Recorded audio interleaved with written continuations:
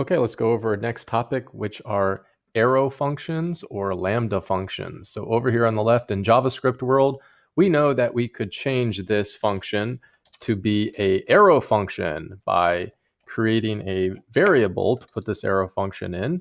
And we just add a equal sign and a bracket.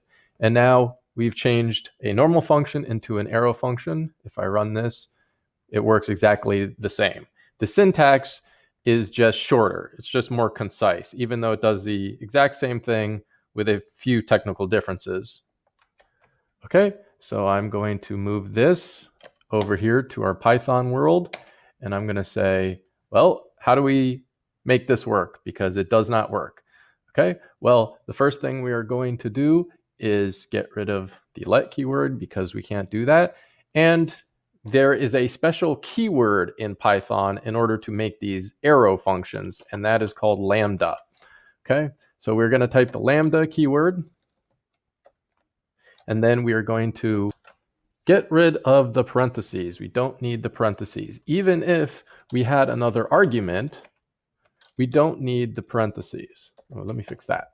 Okay, and we are going to get rid of the equal sign bracket, the arrow. We don't need that. We're going to replace that with a colon. And let me move this over for some more room.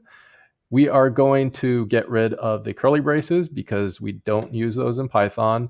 And the body of the function needs to be moved up next to it. And we are going to get rid of the return statement because the return is implied. That's why we're using a lambda. So no return statement. And instead of console log, we'll just do a print. And then we don't have semicolons. Okay, let me fix this. We don't need a second argument in this example, and I spelt this with a lowercase r. Okay, so here's our lambda function, and now we are going to call it just as normal. There's no difference in calling it, and now we can see that we did send in one argument, it printed it out, and the output has shown up on the screen as expected.